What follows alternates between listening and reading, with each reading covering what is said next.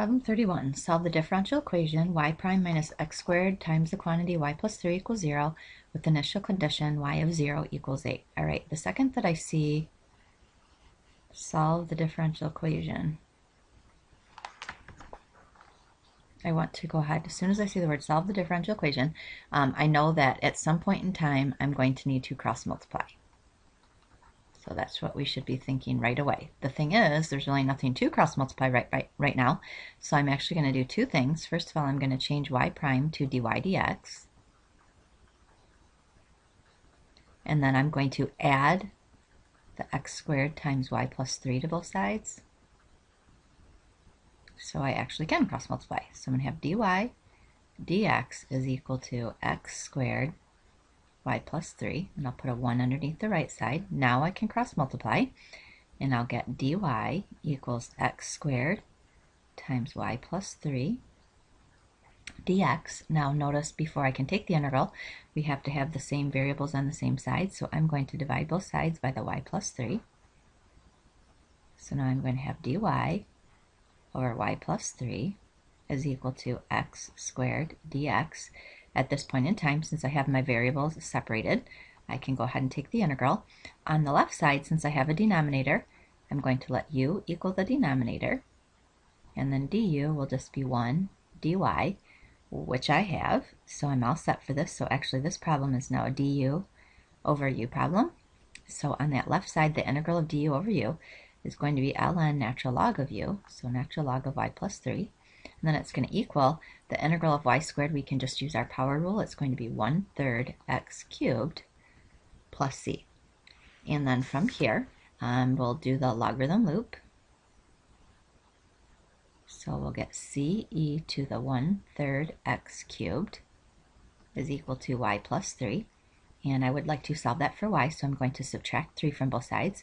So I'll get y equals c e to the 1/3 x cubed minus 3. And then from here, we do want to find the c because it did give me an initial condition. Remember that 0 is going to be my x value and the y will be my 8. So 8 will equal c e to the 1/3 times 0 minus 3. This will be 0. E to the 0 is just 1, so I'll get 8 equals c minus 3. And if I add 3 to both sides, I'll get c is equal to 11. So my final answer is going to be y equals 11 e to the 1/3 x cubed minus 3. Okay, problem 32. At the start of a scientific experiment, a scientist observes 125 bacterial colonies growing in the agar of a petri dish. Exactly 6 hours later, the number of colonies has grown to 190. How many hours will it take the total bacteria population to reach 20,000? Round the answer to the nearest number of hours. All right, first thing that we want to do is y equals, we'll do c e to the kt. Since they told me my starting amount was 125, I can use that for my c. So y will equal 125 e to the kt. The next thing that we want to do, remember, we're going to find c, we'll find k, and then we'll solve the problem. Okay, so far I have found c. The next thing that I want to do is find k. They did tell me that after 6 hours, the number of colonies is now 190, so we can put 190 equals 125 e to the 6k, and we'll be solving for k.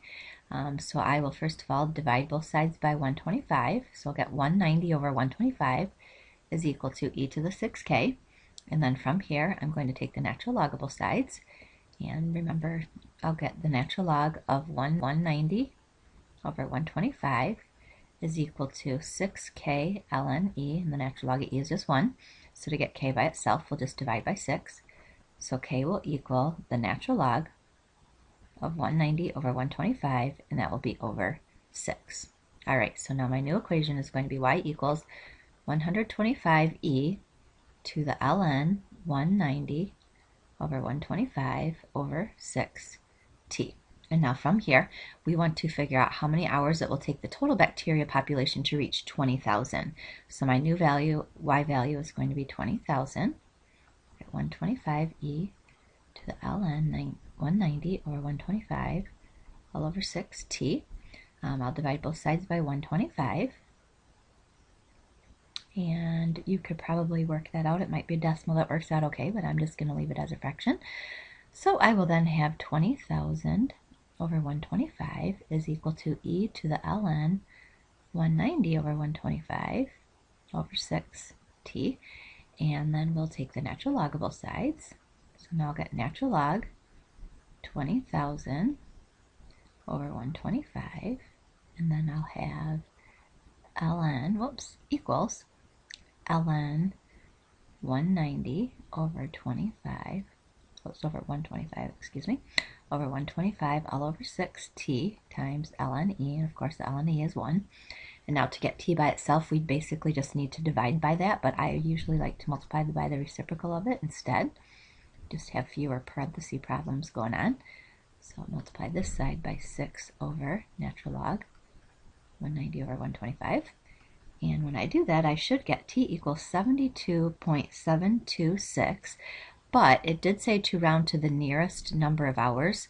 So I'm going to round that 72. That 7 will bump the 2 up to a 3. So it will be 73 hours. Okay, next problem. Part A, draw a slope field for the equation dy dx equals y minus 1. I notice that my slope field is based on y, so I can actually just look at y values instead of having to consider each point separately. So I notice that when y equals 1, the slope will be 0. So I'm going to make slopes of 0 at y equals 1. Okay, and then I'll go up to y equals 2. If I plug 2 into that equation, I'll get 1. So I'll have slopes that are equal to 1. And then when y equals 0, if I plug 0 in, 0 minus 1 is negative 1. So I'll have slopes of negative 1. Okay, and then when I plug in negative 1 minus 1 is negative 2.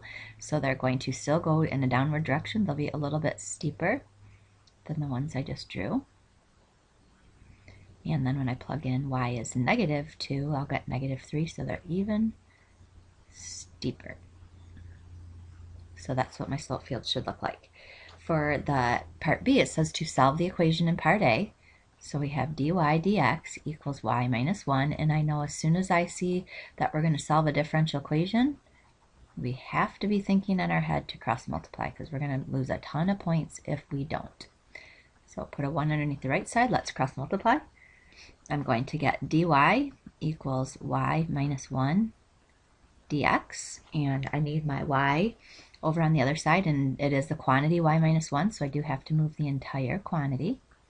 So now I'll have dy over y minus 1 is equal to just dx. Since I have my variables separated, I can take the integral. And then from here, on the left side, since I have a denominator, I'm going to let u equal y minus 1. du would just be 1 dy, which I have. And so this, again, becomes a du over u problem. And then I still just have the integral of dx. But on the left side, the integral of du over u is the natural log of u, so natural log of y minus 1. And that will equal the integral of dx. That's really kind of just like a 1 dx, so that will just be x plus c. And then I'll do my logarithm loop. So I'll end up getting c e to the x is equal to y minus 1. And then to solve for y, I'll just add 1 to both sides. So I'll get y equals c e to the x plus 1.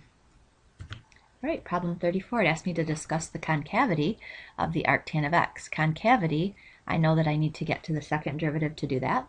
So first of all, I'll take the first derivative. I know for arctan, the derivative of arctan is du over 1 plus u squared. So in this case, my u is my x. So my derivative will be du, which is 1, over 1 plus x squared. And then I do need to get to my second derivative. So in order to get to my second derivative, I'm going to rewrite this as 1 plus x squared to the negative 1. And then I do notice that I'm going to have to do a u substitution chain rule type thing. So we're going to let that be u to the negative 1.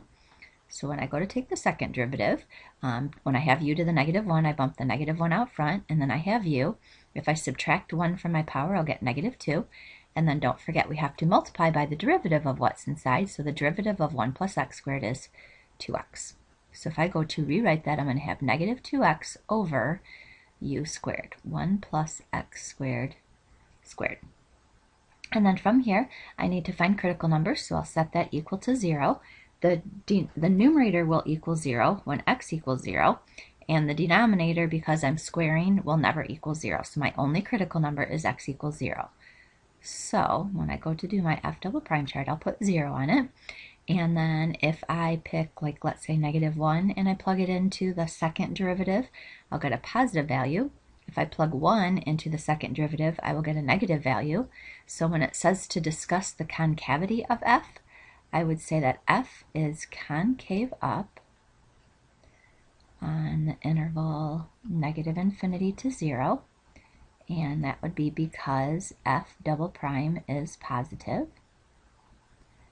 And then I would say that f is concave down on the interval 0 to infinity, and that would be because f double prime is negative.